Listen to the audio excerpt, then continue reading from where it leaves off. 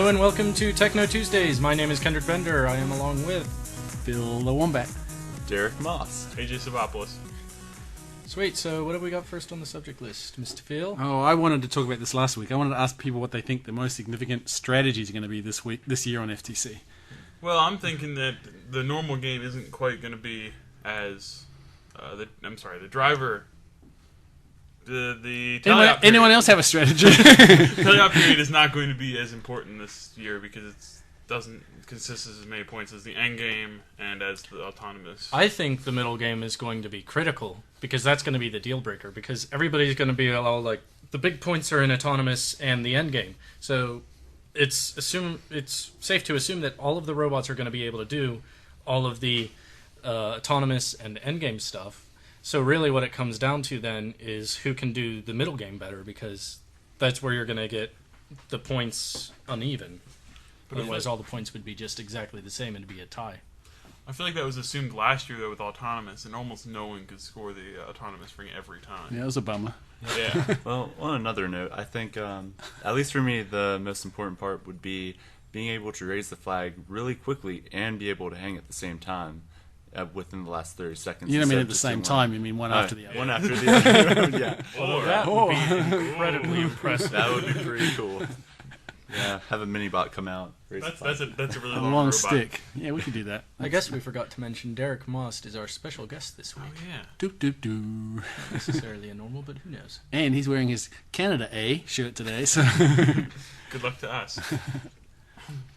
Now, I think cooperating, having an autonomous team that can be modified to cooperate with your partner, I think is going to be critical. Mm-hmm. Every team who's going to be doing some autonomous better have some clever little delays and step backs and left side, right side stuff happening. So the teams that can do autonomous can really work together well. Teamwork's always been really important. Yeah. They try to get you to run into each other. They've pretty much always pushed that sort of aspect to it. Yeah. With the get over it, you had the scoring.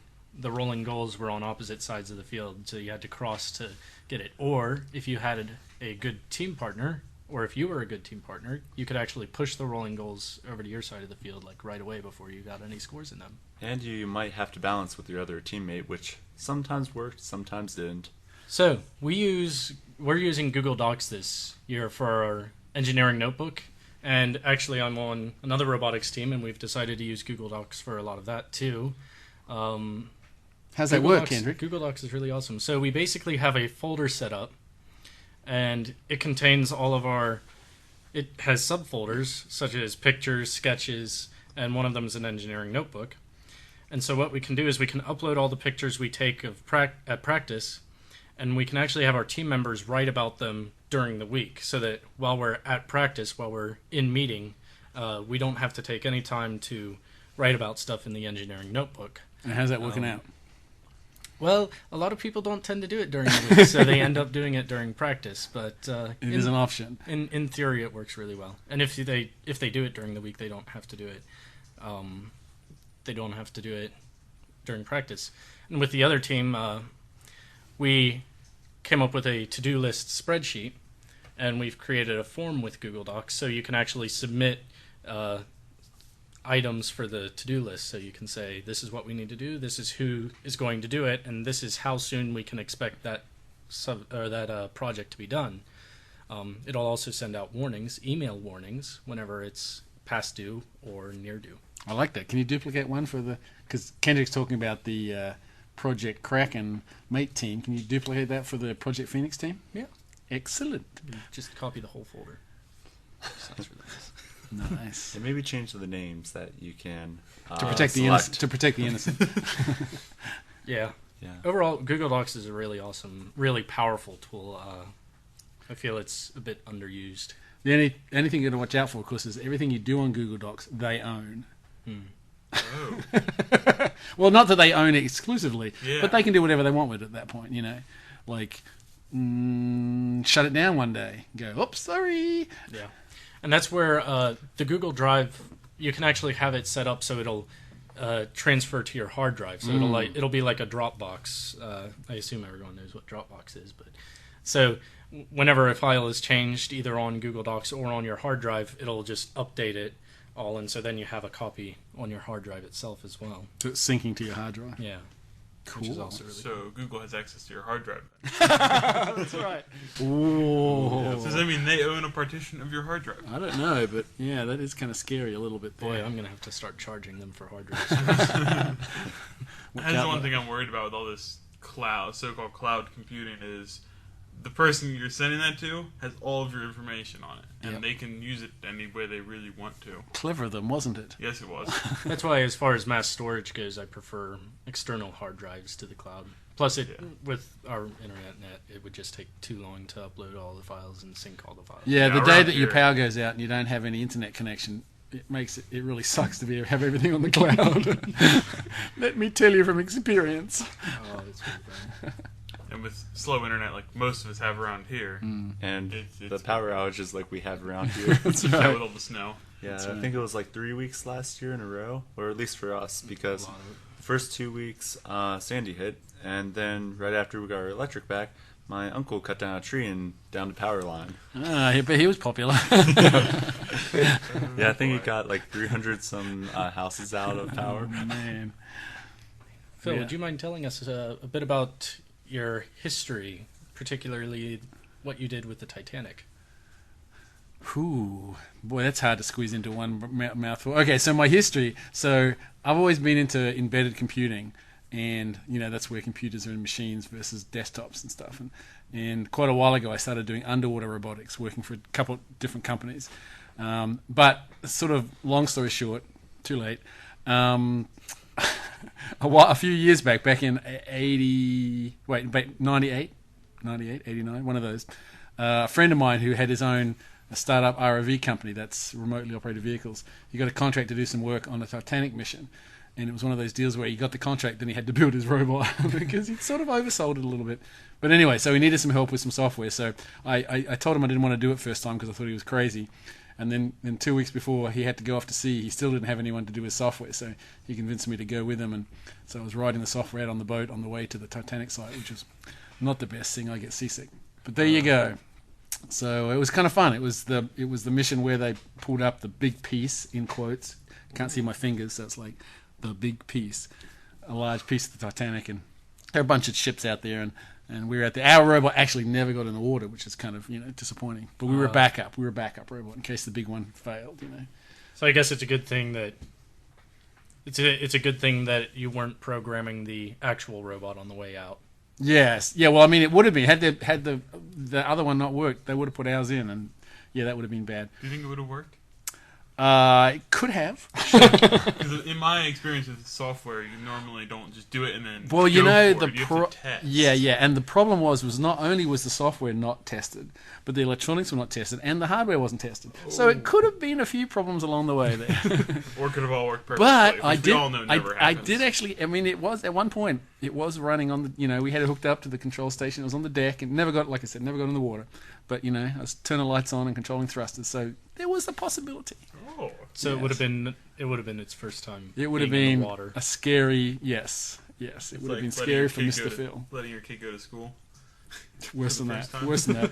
Letting your kid go to school at the bottom of the ocean at the Titanic website. It's basically sending your kid to the Titanic. Yes. With no life vest. Good luck. That's right. Yeah, and it's funny when you think about. I mean, when people ask me about deep water robotics, I always say, "Look, remember the last time you were in a plane and the pilot said, we're now flying at 20,000 feet. Well, look down and imagine controlling something the size of a minivan on the ground from the plane. That's kind of like the world I was in for a little while, with a cable in between you and that. Yeah, unfortunately, there's no wireless signal. Yes, not through the ocean. Not yet. Not yet. Yes. So anyway, but underwater robots, cool, fun stuff. That's why we have two mate teams. Yeah, and the mate team is actually where we've done a lot of our software pushing. Like, we've done a lot more innovations through our software with all the stuff like that. We've also built the circuit boards and all kinds of fun stuff. All kinds of fun stuff. Sorry. Go ahead. I was going to say we get to mate, for a pun, we get to mate LabVIEW and Arduino and all sorts of fun stuff. So it's kind of cool. And Kendrick wants to mate Python to that. That's right. Not quite yet, but speaking of programming languages, getting back to FTC, We have LabVIEW versus Robot C. I believe AJ had that subject. Do you want to take it away from there? Sure. I know that in my experience, it's easier in LabVIEW to do a real fast program if you just want to test. But the problem with LabVIEW is all their files are huge. So you can only load like 5 programs on an NXT at a time before it just fills up and won't let you do it anymore. And I know Phil's had experience with Robot C. No? Kendrick? I've done some Robot C. And being Timmy. from more of a coding background than a visual programming language, I definitely prefer Robot C, but that's just because I understand it all. It makes more sense to me. But you don't actually know, AJ, that they can put a bunch of Robot C programs on the NXT either, though, do you? We've done it. They are smaller bunch? programs. Yeah, they are. We fit 10 test programs. Okay. Yeah, we did fit a good bit of test programs. It's just something I wasn't expecting. But, yeah, we ended up going back to LabVIEW because most of the people like you have a lot of experience with LabVIEW and not really in Robot C, but you have C base, which is pretty much. So we basically chose LabVIEW because we have more experienced people in it. And I got nothing against either of them. My experience is that to really feel comfortable with Robot C or any C in general, you need to be thinking more like a programmer. You need to be planning. That's what I like to do. I want to program. I want to do computer science. Blah blah blah. Learn the syntax. Get used to the debugging. Whereas if you don't want to do that, if you want to be more of an engineering person but with some cool programming skills, then LabVIEW makes it easier for you to do that. And especially if you're building test equipment that have screens, like our robot doesn't have a graphical user interface. So, Robot C, LabVIEW, no big deal. Whereas as soon as you do the graphical user interface, it's a lot harder to do that with C. It's really, you can't just throw in a little debugging diagnostic video screen, or you can't chuck a graph up there to see how your control system's going. It's just not that easy. That is my favorite thing with LabVIEW, even with FTC, that you can just plug it right into the NXT, click and drag a graph out, and then it maps out the graph and tells you what's going on. When I was debugging the encoders a couple of years back, it was invaluable. I could have a robot sitting on the floor, hooked up to my desktop, and it'd be running the motors, 1,000 forward, 1,000 back, 1,000 forward, 1,000 back, and I could graph what was coming out of the encoders, and I could see, oh, there it goes, it missed one, and it counted 2,000 too many, and there's I could just see it happening, and that's really powerful. Talking about registering for events. We seem to have a lot of trouble, and it's not so much just registering. It's like knowing when the events are, knowing when the events are going to happen, when things are going to get posted. West Virginia, does it ever get posted? We don't know. Normally a week before. It's like I'd like to see something done about standardizing the event registration process, more like FRC actually. More or less having a deadline that you have to post all that stuff out by. So if you had like almost a website. I think they have a competition page, but it doesn't show, the dates and everything like that. Yeah. If they had like a website or a web page where all of the competition's information was listed and they had to get that information out by a certain day, say, I don't know, December 1st, November 1st, some day, that would make it a lot easier because then teams could also look at the different, competitions maybe before registration opens for those individual competitions. You can see when this competition is, what days it runs, and the times and how many teams, that sort of thing. Yeah, it's right now. It seems like the posting of the data is left up to each of the individual regional district managers or whatever, which is fine unless they don't do it, and there doesn't seem to be anyone that then chases them down and makes sure it's getting done and says, is there an event or isn't there an event? So there doesn't seem to be a lot of quality control on that side of things. And if you're in an area where you always go to the same place because that's where you are, it's fine. But where we are, we're between sort of 4 states, 3 super regionals. We could choose to go in any direction. I consider us right between the middle of nowhere and absolutely nowhere. So, so we're choosing, FRC or FTC, we're choosing between, Ohio, Maryland, Virginia, DC, Delaware, West Virginia. All of those states are well in our reach here. Yeah. And, it amazes me that some areas, of course, are having their qualifiers for FTC now. Because we're all the way out there in January for our first one. We don't even have functional robots at this point. Intentionally. And a lot of people have to have theirs by like December. Well, like I said, some people are doing qualifiers now. Oh, yeah. Like this weekend, there was a qualifier. Who qualified? Done it. Very early on. Yeah. That's impressive to have a robot I know. working at that point. That's what I'm That's pretty saying. good. Yeah.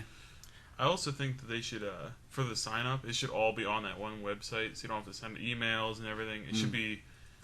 Do you want to register with a team? Have a nice little form there. Maybe even Google Docs. Maybe you can Google pitch, Docs for the win. You can pitch that to them, Kendrick, and then maybe they can get that. And so it's a nice sheet. You can fill out your team name. Well, everything else for the team, registering the members, registering the team, and registering for the competition. That's all on there. It's just the individual events that seems to be the lacking point. Google Docs time. Yeah, Kendrick, let's get working on that one. All right. If you have a question for us, leave it in the comments down below. So, on behalf of all of us here at Teckno Tuesday, See you thank later. you for watching.